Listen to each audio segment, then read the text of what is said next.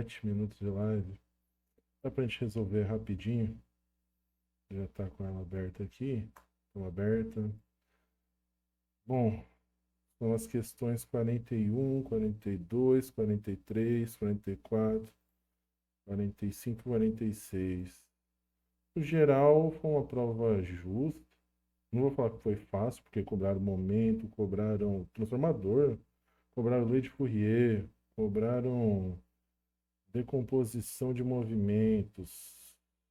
Não foi difícil, mas dá para falar que certamente eles fugiram das questões de temas mais batidos, né? Bom, a primeira questão, que é sobre o momento, vou abrir aqui, botar a tinta. Ele fala: uma quantidade física muito importante na descrição do movimento de corpos é o vetor momento linear, definido como produto entre a massa do corpo e o vetor velocidade. Beleza. Assinale a alternativa que concorda com a definição do momento linear. Os vetores momento linear e velocidade são sempre paralelos. Cara, é isso daqui sim, porque se a gente parar para pensar, momento linear ou quantidade de movimento, vamos botar. ah, Vamos botar em termos de quantidade de movimento mesmo. Terminologia que a gente usa em português, né? Vetor quantidade de movimento é massa vezes vetor velocidade. E, bom, a massa sendo uma quantidade, sendo uma grandeza escalar aqui, ela só altera o tamanho, pode alterar até a direção, mas com a massa negativa, ela não altera a direção do vetor velocidade. Massa negativa não existe, né? Não tem sentido físico falar isso. Então, como o M é sempre positivo, Q só pode ser tem o seu vetor, o tamanho do seu vetor alterado, vamos falar assim, né? Tem o seu módulo alterado, mas jamais vai ter sua direção e seu sentido alterado por V. Então são sempre paralelos. Por isso a gente pode já cravar aqui o A. Breves comentários das outras alternativas. Vamos ver. B. Os vetores de momento linear e velocidade podem ser paralelos, beleza, ou ortogonais. Ortogonais, trocando em miúdos, perpendiculares. Tá errado. C. Produto vetorial entre os vetores momento linear e velocidade é sempre um vetor perpendicular aos dois anteriores. Questão seguinte: um produto vetorial gera um vetor perpendicular aos dois vetores que fazem parte desse produto? Sim.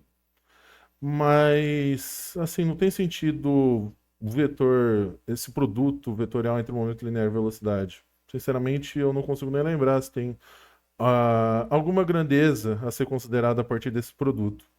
Então, não tem sentido. Letra D, é possível que dois corpos com o mesmo vetor velocidade e massas diferentes tenham o mesmo vetor momento linear? De maneira nenhuma. Ainda que tenham o mesmo vetor velocidade e módulo, as massas vão diferir e vão acabar, como eu falei, alterando o módulo desse vetor Q. Em uma colisão, o vetor momento linear total se conserva apenas se a colisão for inelástica. Tá errado porque em qualquer colisão o momento linear vai se conservar, tá? Então, é isso. Questão 41, alternativa A. Questão 42. Fenômenos ondulatórios são muito relevantes na sociedade atual. Como exemplo, existem ondas eletromagnéticas de rádio e sonoras. Uma classe especial de ondas é composta pelas longitudinais, cuja direção de propagação é a mesma que a direção de vibração das moléculas do meio no qual a onda se propaga. Considerando a informação, assinale a alternativa em concordância com a teoria ondulatória. Isso daí foi. Já começa essa escrita que eu vou pegar, que ele só botou as ondas longitudinais, não botou as ondas transversais, que é a onda que a propagação é perpendicular à vibração que causa essa onda, tá? Provavelmente porque, se eu não me engano, na alternativa D, ou na C, ele quer te induzir a marcar uma alternativa errada. Letra A. A velocidade de propagação do som independe do meio na qual a onda se propaga. Completamente errado. Velocidade do som depende do meio de onde a onda se propaga.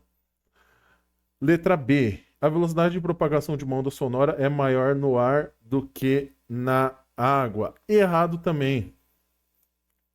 A regra é o seguinte: em gases, a velocidade é menor do que em líquidos, que por sua vez é menor em sólidos, em meios sólidos. Quanto mais próximas as moléculas estiverem uma da outra, mais rápido o som se propaga. Então, o som se propaga muito rápido em meios sólidos.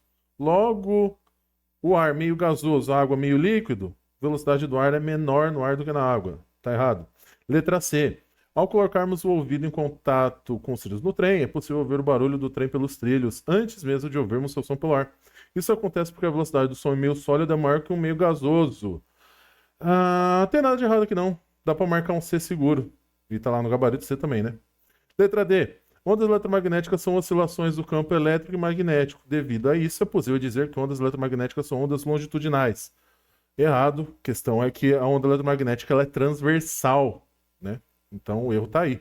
E letra E, ao enxergarmos um relâmpago antes de ouvirmos o barulho do trovão, concluímos que, nesse caso em particular, o som não se comporta como uma onda longitudinal. Não. A natureza da onda tem nada a ver. Independente do meio que ela está se propagando. Não. Groselha. Tá errado. Número 43. Aqui, essa questão difícil. Tá difícil? Não, mas lei de Fourier não é um negócio que todo mundo lembra, tá? Então, muita gente deve ter, pessoal menos estudado, deve ter errado, porque lei de Fourier não é lá das fórmulas e relações que a gente lembra mais. Fora isso, tá difícil? Não, de maneira nenhuma. Mas, reforçando, lei de Fourier não é um negócio que a gente vê todo dia. Questão 43. A maior queda de temperatura observada em um único dia em uma cidade brasileira foi aproximadamente 20 graus Celsius, registrada em Bom Jesus, no estado do Piauí. Nos Estados Unidos, a maior queda de temperatura em um único dia foi de quase 60 graus Fahrenheit, registrada em Browning, no estado da Montana. Um engenheiro projetou um tijolo para as paredes das casas em Browning com 70% da condutividade térmica do tijolo utilizado nas casas de Bom Jesus. Considerando que as áreas das paredes são iguais e desprezando outras formas de transferência de calor, além da condução através dos tijolos, qual deve ser aproximadamente a espessura do tijolo na cidade de Browning, em comparação com a espessura do tijolo em Bom Jesus, para garantir o mesmo conforto térmico em um dia com essas variações de temperatura? Se ele está falando do mesmo conforto térmico, ele quer que o fluxo de calor através de um tijolo seja igual ao fluxo de calor através do outro tijolo. Então a gente já vem e põe aqui. Fluxo de calor em Bom Jesus tem que ser igual ao fluxo de calor em Browning. Fluxo de calor a gente mede com a lei de Fourier. Vamos pegar as outras imposições que ele nos dá. Ele fala que cadê aqui? Condutividade térmica. Condutividade em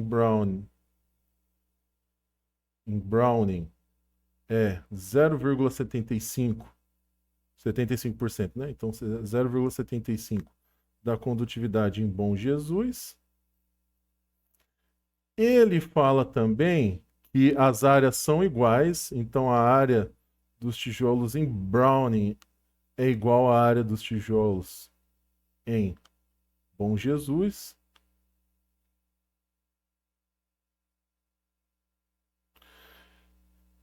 E... Considerando que as áreas das paredes são iguais, utilizando outras formas de transferência de calor, além da condução através dos tijolos, qual deve ser aproximadamente a espessura do tijolo na cidade de Browning em comparação com a espessura do tijolo em Bom Jesus para garantir o mesmo conforto térmico em um dia, com essas variações de temperatura? Então tá. As áreas, o que é que a gente precisa agora é ver as variações de temperatura. Vamos botar, ou a gente põe todo mundo em Celsius ou a gente põe todo mundo em Fahrenheit. Vamos botar todo mundo em Celsius porque sim, né? Então, delta teta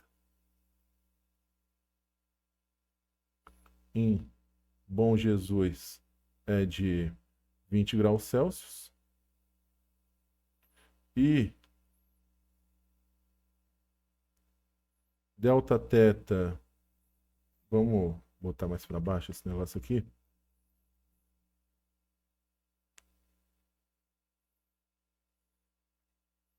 Variação de teta Celsius sobre 5 é igual a variação de teta em Fahrenheit sobre 9, né? Então,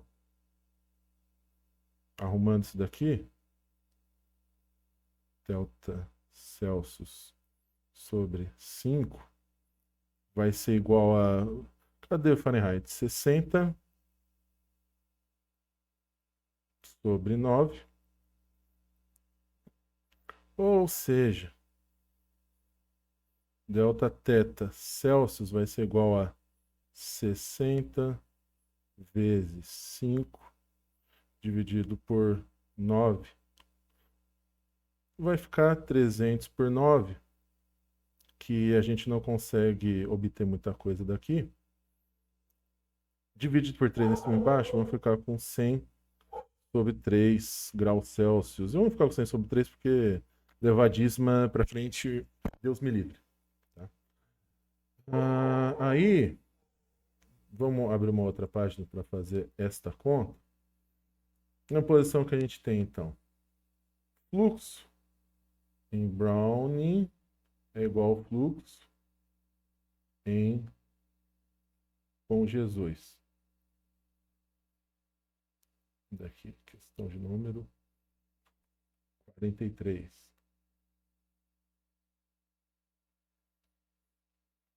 Então, constante térmica em Brownian vezes a área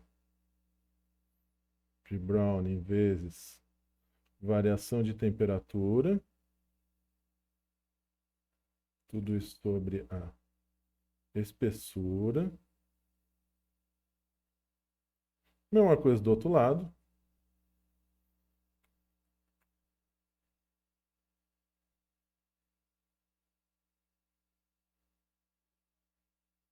Área Bom Jesus, delta teta Bom Jesus e espessura em Bom Jesus. Aí, vamos fazer as considerações. Ele fala que é 75% aqui, né? 0,75 da constante de Bom Jesus. As áreas são iguais. Então, a gente já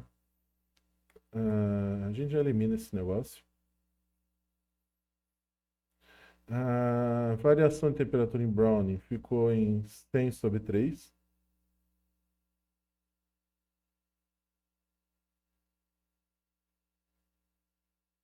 E a espessura é o que a gente vai acabar mexendo, né?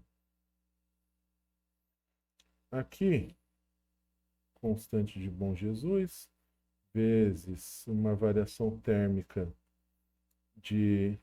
Vamos olhar lá, que eu esqueci. Uma variação térmica de 20 graus Celsius. Então, vamos voltar lá.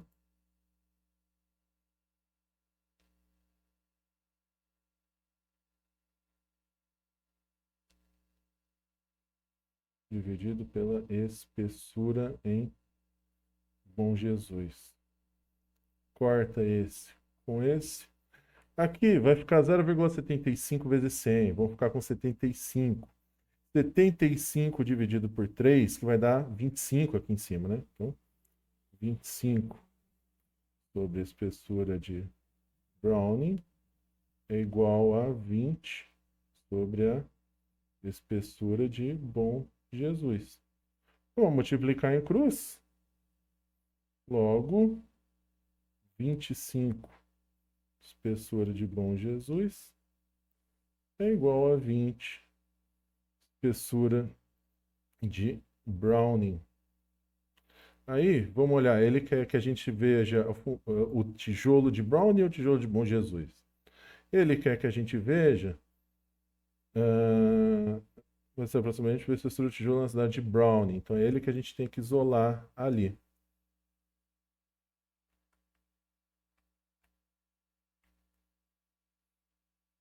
Deixa eu apagar esse cara.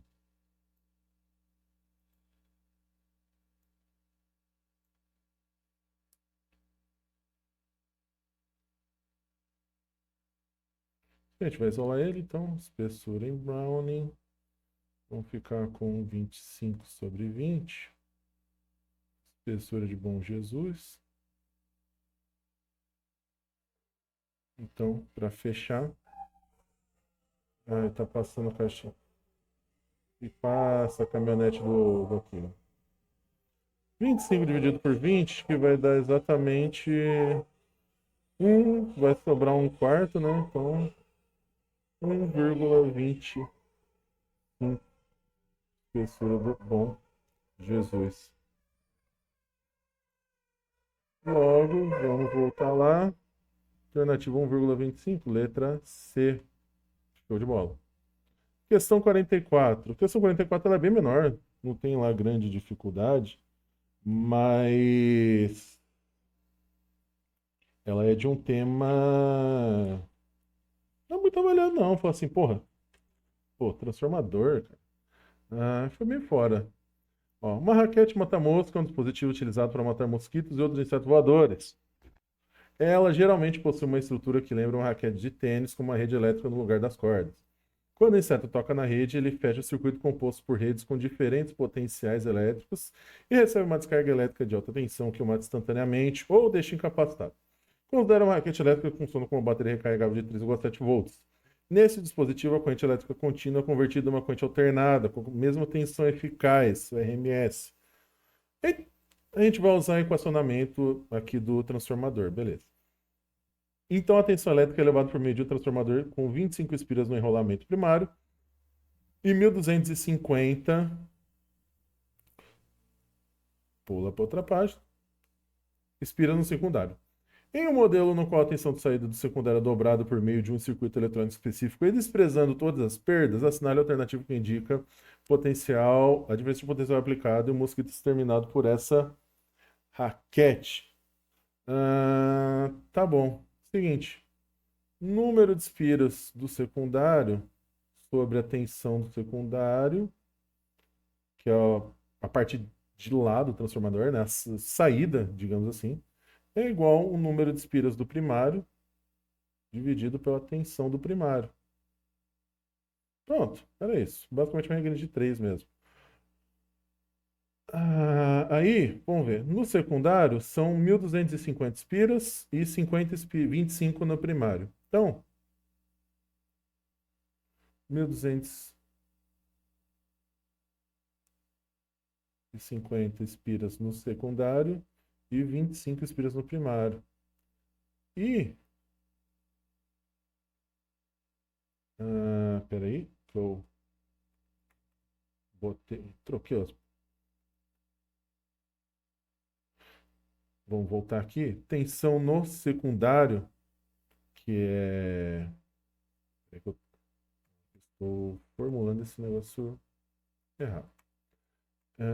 O número de espiras do secundário, qual que é mesmo? Isso daí mesmo. 1.250 espiras no secundário. Achei que eu estava escrevendo coisa errada. Estava escrevendo besteira.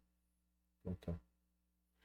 1.250 espiras dividido pela tensão do secundário, que é o que a gente quer saber no fim das contas, a saída, né? A tensão de saída. O número de espiras do primário, que é 25, dividido pela tensão de entrada, que é 3,7, né? Cadê? 3,7 volts na entrada. Então, a tensão do primário são 3,7.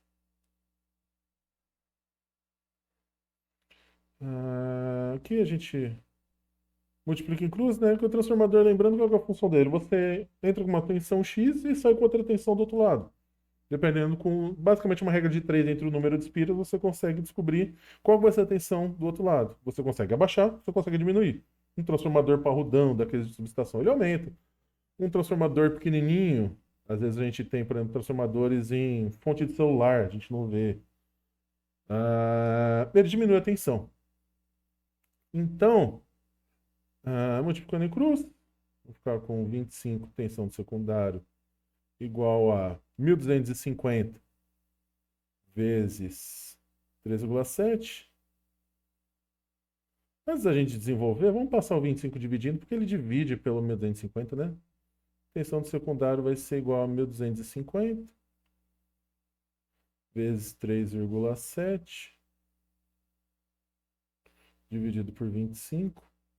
125 é 5 vezes 25. Então, 1.250 é 50 vezes. 50 vezes 3,7. A gente vai ficar com 5 vezes. Vamos fazer aqui. 3,7 vezes 5. 5 vezes 7, 35. Sobe 3. 5 vezes 3, 15. 5 vezes 3, 15, vai ser 18. Então, move uma casa, 185 no secundário. Mas ele fala que esse circuito ele vai dobrar. Então, vamos colocar aqui a tensão de choque de eletrocutamento vai ser 2 vezes 185. 2 vezes 5, 10. Sobe 1. 2 vezes 8, 16. Mais 1, 17. Sobe 1. 2 vezes 1, 2. Mais 1, 3. Então, vamos lá, né? 370 volts. Portanto, alternativa B. 45. Um professor de física foi participar de um evento científico em outra cidade e resolveu realizar algumas medidas durante a decolagem do avião, utilizando um aplicativo do seu smartphone. Ele constatou que a velocidade do avião e o seu ângulo de inclinação em relação ao solo logo após abandonar a pista ao meio-dia eram de respectivamente 288 km por hora. Então vamos colocar aqui uma velocidade inicial de 288, que a gente obviamente vai ter que converter.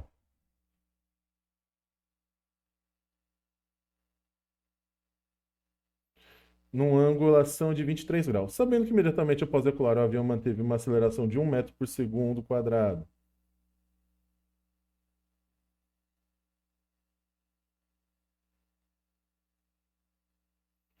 Na mesma direção em sentido da velocidade, assinale a alternativa que indica o valor da velocidade da sombra do avião no solo após 2 minutos da decolagem. Considere seno igual a 0,39, que o cosseno de 23 igual a 0,92.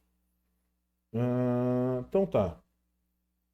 Se a gente converter, divide esse trem por 3,6, vai dar 80 metros por segundo, tá?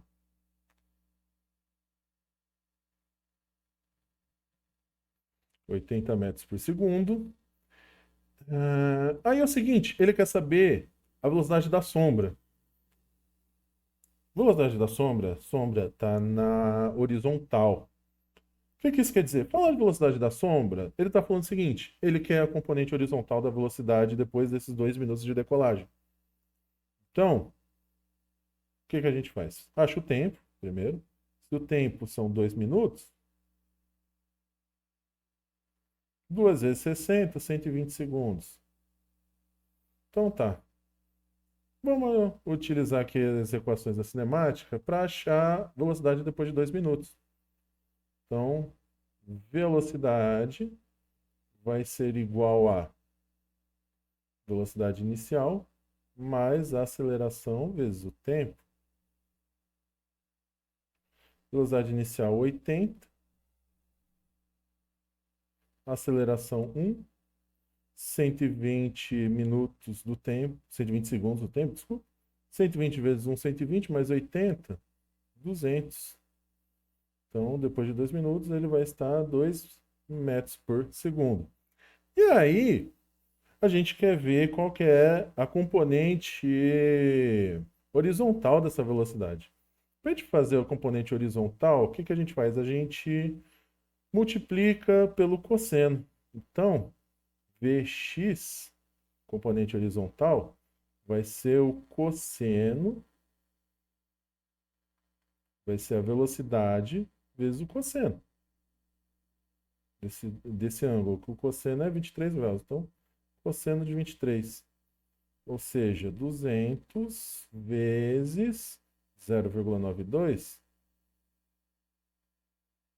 que isso vai dar, passa duas casas, vai dar 184 metros por segundo.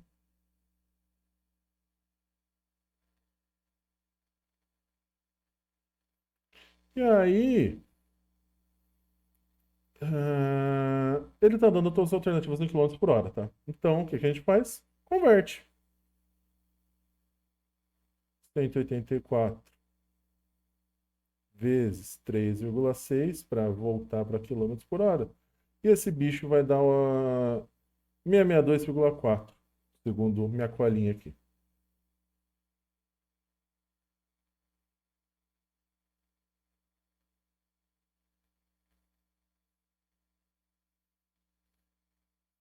E aí, por último, questão 46, essa daqui é até engraçado, porque no frigir dos ovos caíram duas questões de momento.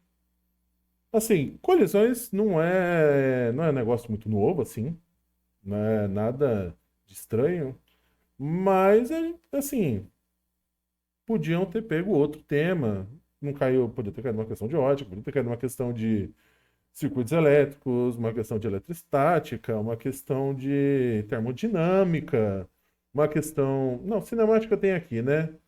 Não sei, mas eles optaram por duas questões de dinâmica e deixaram um monte de coisa de fora, né?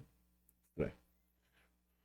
Questão 46. O pêndulo balístico é um dispositivo utilizado para estudar colisões e transferência de energia em física experimental e permite estimar com boa precisão a velocidade de um projétil de arma de fogo. Considere que um projétil de massa m é disparado com velocidade v de um revólver e atinge o centro da lateral de um pêndulo balístico constituído por um bloco de madeira de massa m, sustentado por uma haste inextensível de massa desprezível, como ilustra a figura a seguir. Então tá, vejam aí que a bala bate no bloco e o bloco, por ele estar numa haste, como eu falo, inextensível, basicamente um pêndulo, ele vai subir. De cara a gente já vê aqui que vai ter uma situação de conversão de energia cinética em energia potencial gravitacional. E lembrando, né, o ganho de energia potencial gravitacional depende do caminho, então a gente só considera a altura que está ali. Beleza. Após o impacto, o projétil fica incrustado no bloco, cujo centro da gravidade se eleva de uma altura máxima h depois da colisão. Despreza a força de arrasto aerodinâmico, o atrito entre a haste e o teto.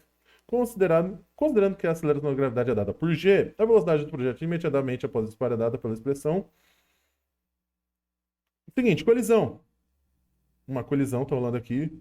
Colisão perfeitamente inelástica, não, né? Perfeitamente não. Só uma colisão totalmente inelástica.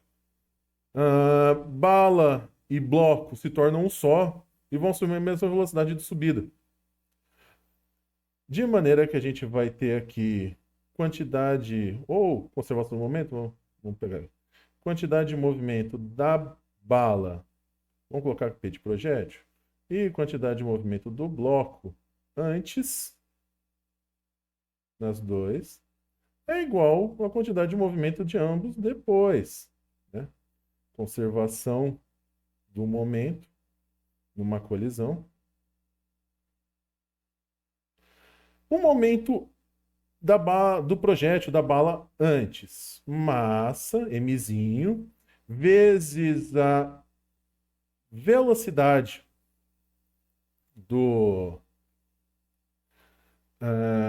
velocidade dele exatamente no instante antes do choque. Aqui é uma questão muito importante.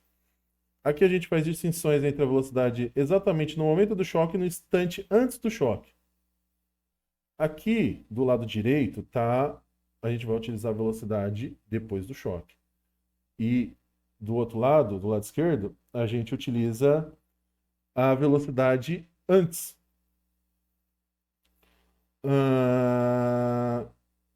Então tá. Massa vezes velocidade mais bloco, emissão, né? Velocidade dele é zero. Vamos botar um zero aqui só pela formalidade. Depois, uma colisão perfeitamente inelástica. Os dois vão ter a mesma velocidade, então vamos botar aqui mzinho mais mzão vezes uma nova velocidade. Vamos chamar de velinha.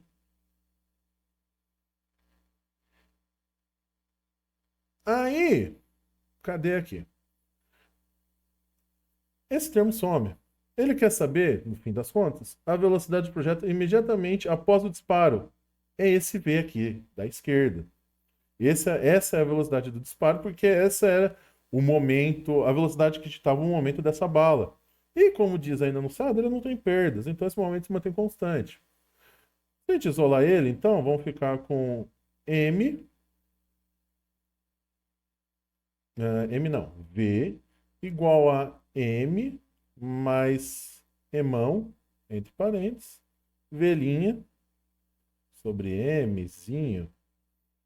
Tem nada aí. Mas vejam vocês que o que a gente precisa fazer? Expressar esse V'inha. Esse V'inha é a velocidade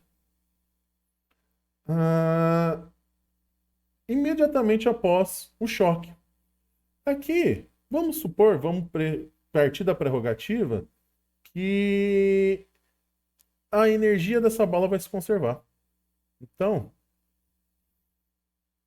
se a gente vai ter a energia da bala vai se conservar, a energia cinética da bala vai se converter em energia potencial gravitacional.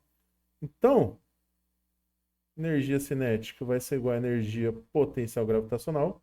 A energia cinética da bala vai ser responsável por fazer com que ela suba. Então, 1 sobre 2mv quadrado vai ser igual a mgh. A gente corta m dos dois lados, passa 2 multiplicando, passa a raiz. Velocidade, no fim das contas, vai ser 2 vezes gh dentro da raiz. Esse v é o v', que está ali do outro lado. Velocidade instantaneamente após o choque. E aí, o que a gente faz? Pluga ela aqui, substitui por v', vamos ficar com mzão mais m vezes 2gh, tudo dentro da raiz, dividido por m. E aí a gente vê ali que a alternativa que bate é a alternativa E. Como eu falei, essa questão aqui ela é boa para confundir por causa dessa questão das velocidades. Você podia lá assim, bananar quanto à questão da velocidade instantaneamente antes do choque, a velocidade depois do disparo. Essa questão aqui ficou razoavelmente, na minha visão, ficou razoavelmente confusa. Dava para se confundir quanto a isso, porque parece uma colisão inelástica, mas a gente precisa considerar a conservação de energia para conseguir realizar ela. A questão 45, normal. A questão 44 não era difícil, mas, pô, transformador não é um tema muito usual, de maneira nenhuma. 41, momento. Uma questão que, teórica, tranquilo. Como eu falei, difícil é 2 questões de momento na mesma prova. 42, ondulatória, beleza, foi bem no cerne do que é ondulatória, essas questões de velocidade de propagação. Questão 43, tranquila, lei de Fourier, não tem grande segredo, mas o grande problema aí é falar, ó, lei de Fourier não é um negócio que cai muito, não. Mas cobraram e estava aqui, então fiquem de olho. E é isso, gente. A live fica por aqui, era só isso. Depois eu vou subir no YouTube, dar uma cortada no começo e no fim. E tchau, tchau.